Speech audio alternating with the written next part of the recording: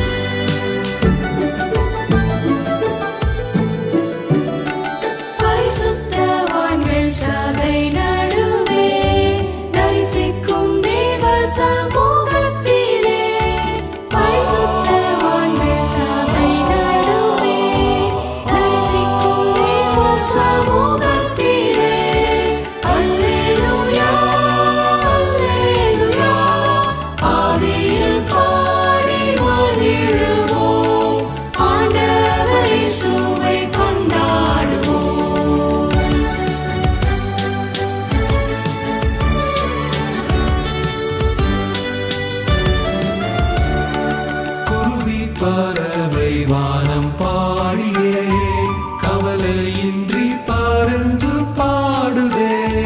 குருவி பறவை வானம் பாடியே கவலையின்றி பறந்து பாடுதே.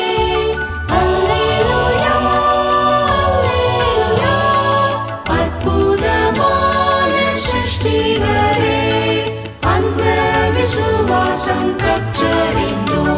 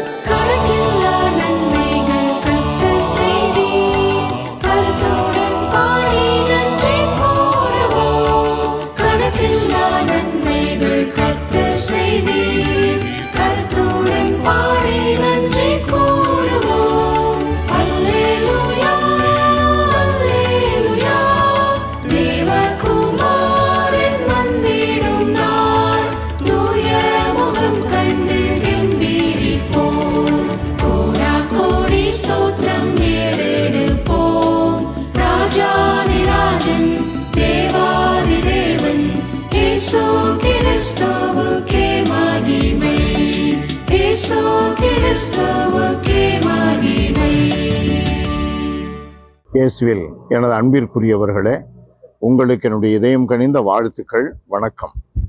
அன்பானவர்களே, இன்றைய நற்செய்தி பகுதி மத்தேயு நற்செய்தி 13வது அதிகாரம் 44 46 முடிய.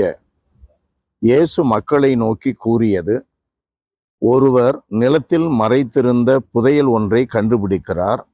அவர் அதை மூடி மறைத்துவிட்டு மகிழ்ச்சியுடன் போய் தமக்குள்ள யாவற்றையும் விற்று அந்த நிலத்தை வாங்கிக் கொள்கிறார். விண்ணரசு இப்புதையலுக்கு ஒப்பாகும். வணிகர் ஒருவர் நல் முத்துக்களை தேடிச் செல்கிறார். விலை உயர்ந்த ஒரு முத்தை கண்டவுடன் அவர் போய் தமக்குள்ள யாவற்றையும் விற்று அதை வாங்கிக் கொள்கிறார். விண்ணரசு அந்நிகழ்ச்சிக்கு ஒப்பாகும். அன்பிற்குரியவர்களே, வயலில் புதையல் இருக்கிறது என்று நாம் கண்டுபிடித்து விட்டால் நாம் என்ன செய்வோம்? அந்த நிலத்தை வாங்கிறதுக்கு முயற்சி பண்ணுவோம். அந்த நிலத்துக்கு சொந்தக்காரனுக்கு தெரியாம அதை நோண்டி எடுக்கிறதுக்கு முயற்சி பண்ணுவோம். அப்படித்தான் இன்றைக்கு நாம் நம்பிக்கையாளர்கள் குறுக்கு வழியில் கடவுளுடைய அரசை அடைய முடியும் என்று பல்வேறு நிலைகளில் நாம் முயற்சி எடுக்கிறோம். ஒரு திருத்தலத்துக்கு போகிறது, பெரிய உண்டியல் போடுறது, பெரிய டொனேஷன் கொடுத்துறது, இஷ்டம் போல நடக்கிறது, தான் தோன்றித்தனமா நடக்கிறது. அதுதான் நிலத்தில் உள்ள புதையலை நிலத்துக்காரனுக்கு தெரியாம நோண்டி எடுக்கிறது. நடத்தையில் காட்டணும். எல்லாத்தையும் விற்றுவிட்டு, தன்னுடைய உடைமைகளை எல்லாம் விற்றுவிட்டு அந்த புதையல் உள்ள நிலத்தை வாங்குகிறான் என்றால் அதுல ஒரு தியாகம் இருக்கிறது, அதில் ஒரு ஒடுக்குதல் இருக்கிறது, அதில் ஒரு பெரிய முயற்சி இருக்கிறது. Faith is a jumping into darkness என்று சொல்லுவார்கள். நம்பிக்கை என்பது ஒரு இருட்டுல குதிக்கிறது. அது எங்க போய் மோதும், என்ன ஆகும், ஏதுன்னு தெரியாது. ஆபிரகாம் அப்படித்தானே கானா ஊருக்கு போறாரு. ஆண்டவர் சொல்லியவாறே புறப்பட்டான். நோவா ஆண்டவர் சொல்லியவாறே கப்பல் கட்டினான். அன்னை மரியா ஆண்டவருடைய வார்த்தைக்கு அடிமை நான், உம்முடைய வார்த்தைக்கு அடிமை நான், உம்முடைய விருப்பப்படி எனக்கு நடக்கட்டும் என்று. ஆண்டவர் இயேசு உம்முடைய விருப்பப்படியே நடக்கட்டும். They are jumping into the darkness. அன்பானவர்களே, தியாகம் இருக்கணும். என்ன நடக்கும்னு தெரியாது, ஆனா கடவுள் இருக்கிறாரு.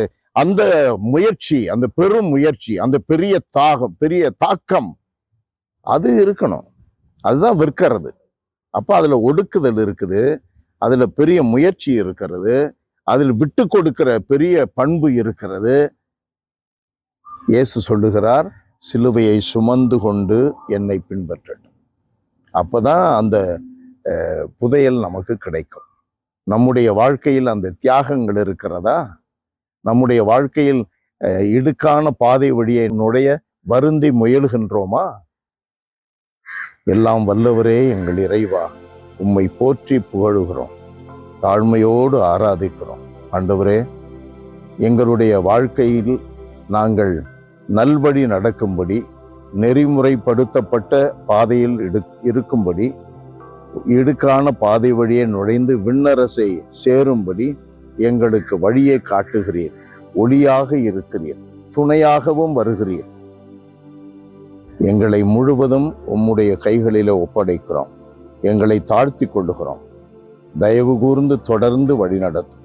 இயேசுவின் பெயரால் மன்றாடுகிறோம் தந்தையே. ஆமென், ஆமென்.